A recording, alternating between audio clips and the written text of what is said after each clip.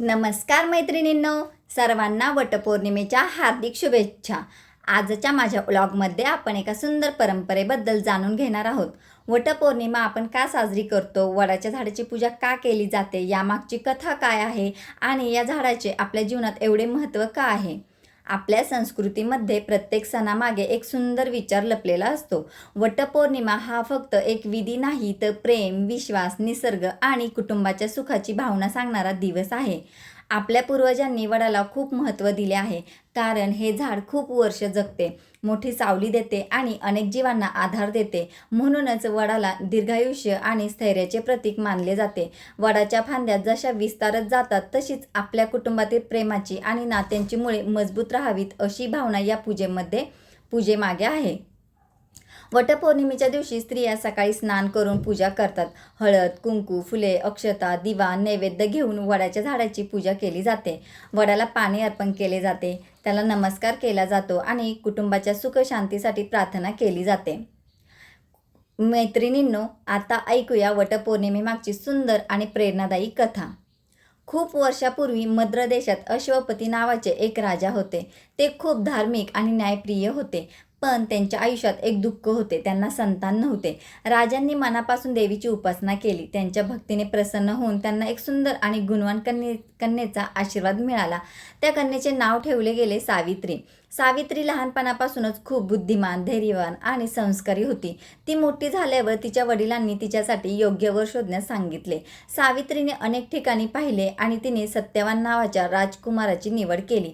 सत्यवान खूप चांगला, सत्य बोलणारा आणि आईवडिलांची सेवा करणारा होता. पण नारद ऋषींनी सांगितले की सत्यवान खूप गुणी आहे, पण त्याचे आयुष्य खूप कमी आहे. हे ऐकूनही सावित्रीने आपला निर्णय बदलला नाही. तिने सांगितले, ज्याला मी मनापासून पती मानले आहे तोच माझ्या जीवनसाथी आहे. विवाहानंतर सावित्री जंगलात आपल्या पती आणि सासू सासऱ्यांसोबत राहू लागली. ती सर्वांची प्रेमाने सेवा करत होती. तिला माहीत होते की सत्यवानाच्या आयुष्याचा शेवटचा दिवस जवळ येत आहे, म्हणून तिने उपवास आणि प्रार्थना केली. एक दिवस सत्यवान जंगलात लाकूड तोडायला गेला. सावित्रीही त्याच्यासोबत गेली. काम करताना अचानक सत्यवानाला थकवा जाणवला आणि तो सावित्रीच्या मांडीवर डोके ठेवून बसला. तेव्हा यमराज सत्यवानाचे प्राण घेण्यासाठी आले. सावित्रीने यमराजांना पाहिले आणि ती त्यांच्या मागे जाऊ लागले. यमराजांनी तिला सांगितले, सावित्री, आता तू परत जा. पण सावित्रीने आपल्या पतीवरील प्रेम आणि धर्माची भावना सांगत यमराजांसोबत चालत राहिली. तिचे विचार आणि निष्ठा पाहून यमराज प्रसन्न झाले आणि त्यांनी तिला वर मागण्यास सांगितले. सावित्रीने प्रथम आपल्या सासू सासऱ्यांसाठी सुख मागितले, नंतर त्यांचे गेलेले राज्य परत मिळावे असा वर मागितला. शेवटी तिने असा वर मागितला की तिला सत्यवानापासून पुत्रप्राप्ती हो. यमराजांनी वर दिला, पण त्यांना जाणवले की सत्यवानाशिवाय हा वर पूर्ण होऊ शकत नाही. सावित्रीच्या बुद्धीने, प्रेमाने आणि निष्ठेने प्रसन्न होऊन यमराजांनी सत्यवानाचे प्राण परत केले. सावित्री सत्यवानासोबत परत आली. त्यांच्या जीवनात पुन्हा आनंद आला. सत्यवानाचे आई वडील सुखी झाले आणि त्यांना त्यांचे राज्यही परत मिळाले. म्हणून वटपौर्णिमेला सावित्रीच्या प्रेम, धैर्य आणि विश्वासाचे स्मरण केले जाते. मैत्रिणींनो, आता आपण जाणून घेऊया वटपौर्णिमेच्या दिवशी वडाची पूजा कशी केली जाते आणि या झाडाचे महत्त्व काय आहे. वटपौर्णिमेच्या दिवशी सकाळी लवकर उठून स्नान करून स्वच्छ कपडे घातले जातात. घरातील देवाची पूजा करून वडाच्या झाडाची पूजा करण्यासाठी तयारी केली जाते. पूजेसाठी हळद, कुंकू, अक्षता, फुले, दिवा, अगरबत्ती, नैवेद्य आणि पाणी घेतले जाते. वडाच्या झाडाजवळ जाऊन प्रथम मनापासून नमस्कार केला जातो. वडाला पाणी अर्पण केले जाते, हळद कुंकू लावले जाते, फुले अर्पण केले जातात आणि दिवा लावला जातो. परंपरेनुसार वडाच्या खोडाला दोरा बांधला जातो आणि प्रदक्षिणा घातली जाते. यावेळी स्त्रिया आपल्या कुटुंबाच्या सुख, शांती आणि कल्याणासाठी प्रार्थना करतात. वडाचे झाड आपल्या संस्कृतीमध्ये पवित्र मानले जाते. हे झाड दीर्घायुष्य, स्थैर्य आणि आधाराचे प्रतीक मानले जाते. वडाच्या मोठ्या फांद्या आणि खोलवर जाणारी मुळे आपल्याला एक संदेश देतात. कितीही परिस्थिती आली तरी आपली मुळे मजबूत ठेवावी आणि नात्यांना जपावे.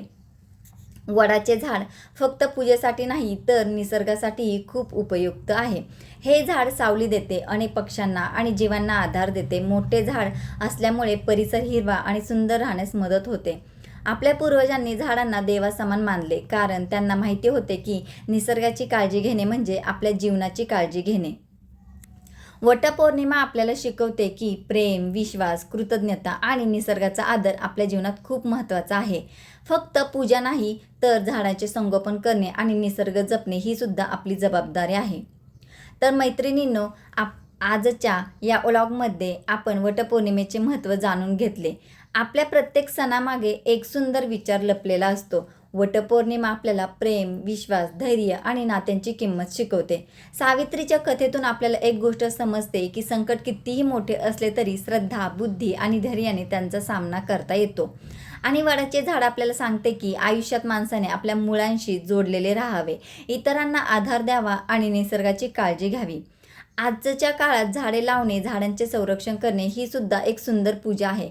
कारण निसर्ग वाचला तरच आपले जीवन सुंदर राहील.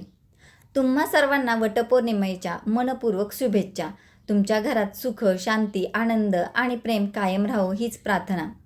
आजचा व्लॉग तुम्हाला आवडला असेल तर नक्कीच लाईक करा, शेअर करा आणि हो, आपल्या चॅनलला सबस्क्राईब करायला मात्र विसरू नका. अशा सुंदर आणि माहितीपूर्ण विषयासाठी पुन्हा भेटूया. धन्यवाद.